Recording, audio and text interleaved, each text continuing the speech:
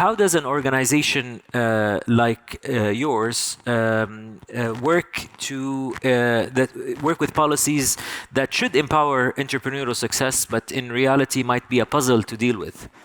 Yeah, so Shutterstock's a global marketplace. We have about 2 million buyers on one side of the marketplace, and we have 2 million asset contributors on the other side, or artists.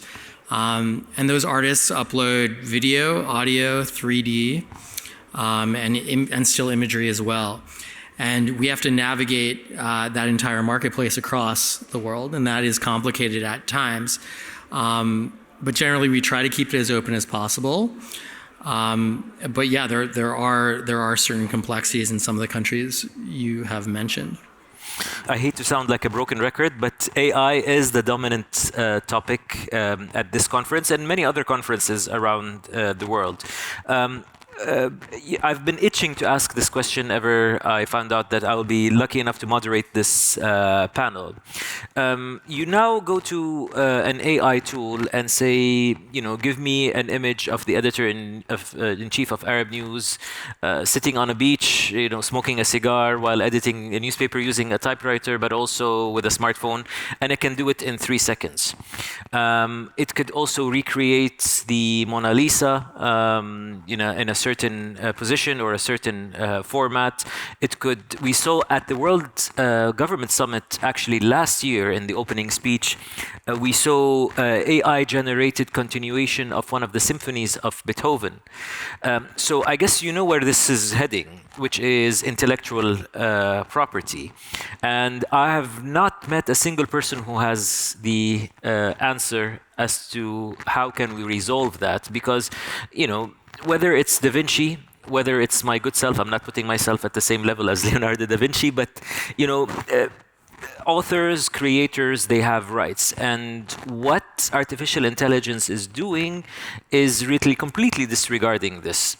I wouldn't, ask you for an answer, but do you have an idea of where the direction is heading? Yeah, I have a lot of ideas on this topic, actually. I think we have to start with the fact that these models are trained off of IP that somebody else owns. And copyright law is going to have to catch up with that. It has not yet. Usually laws are lagging the commercial implementation of this stuff, and that will happen again here. This won't be the exception. But we're going to have to adapt quickly. And I think we can all agree that we want to make sure that creators can still own their IP, license it, and get paid for it. But we'll have to adjust some of these paradigms in order to make this work. What about at Shutterstock? Have you implemented any policies? Essentially, Yeah. If I was a photographer, for example, and I'm one of your creators, and then somebody uses AI to base off something that I do I get paid in any way? Is there a revenue sharing model? Yeah, so at Shutterstock, we have a data product, and we've partnered with OpenAI and a lot of the other model creators, including Microsoft, Amazon, etc. And every time something is generated off of our imagery, we pay our creators. We have a royalty rate that we pay to our creators, and that does not change even with an AI-generated image. What we don't know yet, and we should be able to know in the future, is what % these creators contribute to that final image. Today, we kind of spread it across all 2 million contributors that have opted into the data product. You can opt out if you want, but if you're opted in, you will get paid if your data is used to create some of these models. And I think that's a good starting point, and others should do the same. Not all model creators, AI model creators out there are paying the contributors or even respecting whether contributors want to opt in or opt out.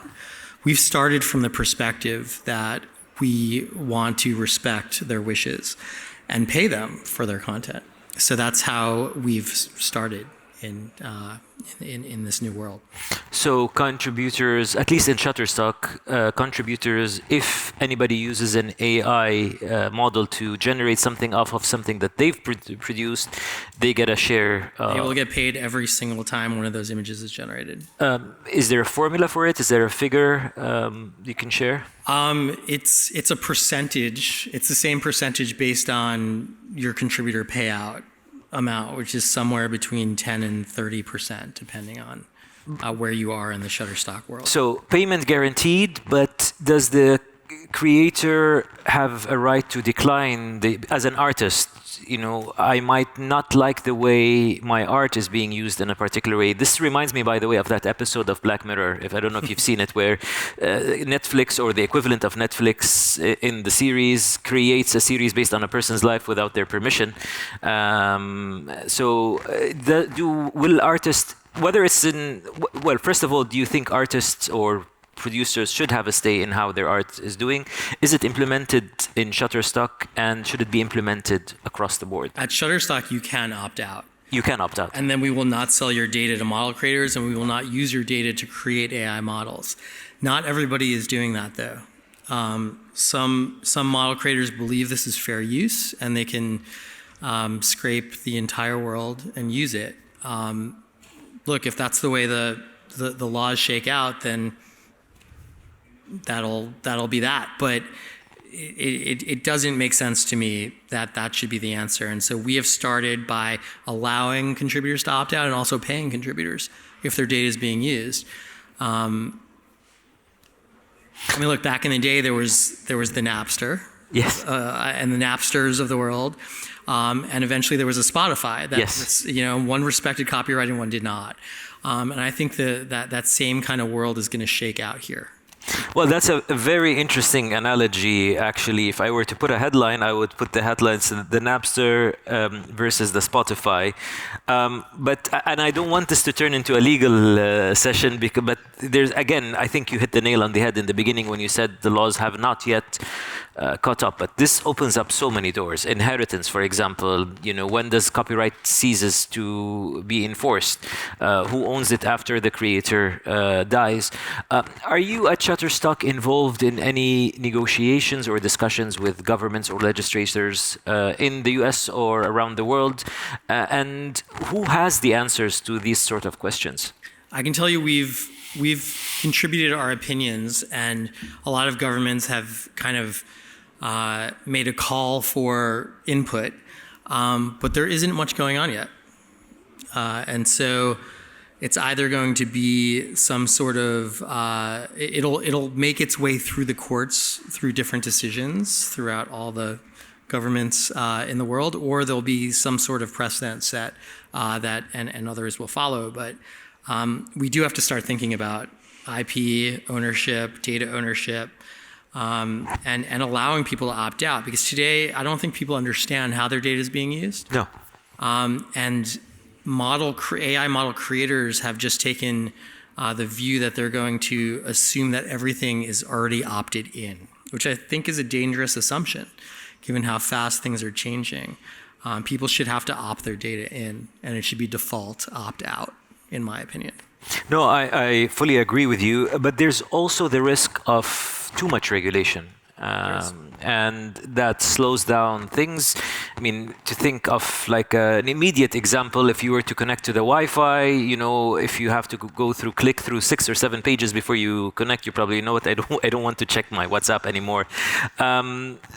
Do you think, or not do you think, do you know of at least a country or a law that you think is heading in the right direction? The EU, Australia, the US, Canada. Who do you think is the closest to the ideal situation that you envision? I mean, there have been proposals, but there doesn't seem to be much traction. I mean, we have to make sure that this doesn't, we were talking about this yesterday, this doesn't go the way of the cookie warning, right? Yeah. Like we don't want onerous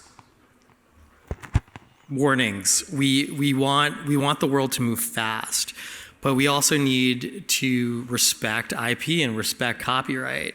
And that may mean slowing down a little bit in order to get it right. That's not happening yet.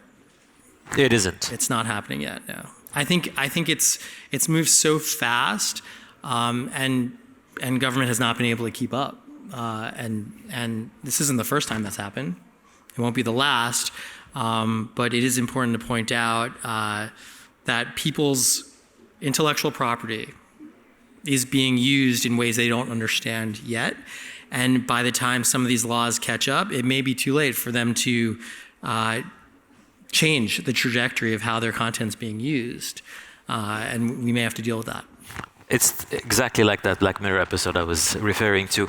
I want to turn the conversation away now. I think we've talked enough about intellectual property and laws and regulation. I want to talk a little bit about your business and how much content is created. I mean, I'm a bit biased. This is an event happening in Dubai. I'm from Saudi Arabia. How much content do you see coming from created or sent to you from regional creators across the Middle East? And how much of a market is it for you? Yeah, I mean, the whole world's our market. We have, again, 2 million creators. They come from every country in the world.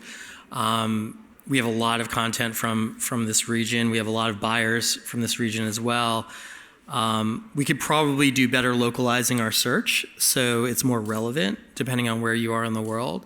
But today, the marketplace is very healthy. We sell 7 images every single second. Wow. We have 750 million assets, and we're adding hundreds of millions, about 100 million a year or so. Surely, though, I mean, you very clearly follow very rigid laws regarding intellectual property, etc. But surely you must, I mean, apart from your traditional apple-to-apple competitors.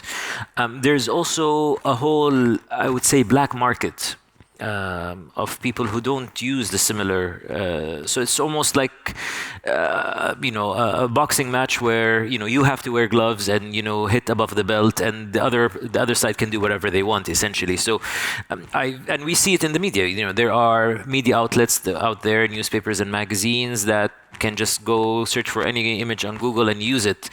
I know you watermark your work, and that gives you some sort of level of protection, but do you go beyond? How successful are your attempts to sue people who infringe your copyrights? Yeah, what usually happens is the contributor will find their imagery in a place where it wasn't licensed, and it'll be clear to them because they have data on where their images are being downloaded and how they're getting paid for every single image that's being used. So it's kind of self-policing in that way, but just like any marketplace, just like any intellectual property, there is some piracy. But legitimate buyers that are businesses that are making money off their businesses, which is 99.9% of our customers are not using it on their wallpaper for their phone. They're using it for a media outlet or for a commercial Correct. use.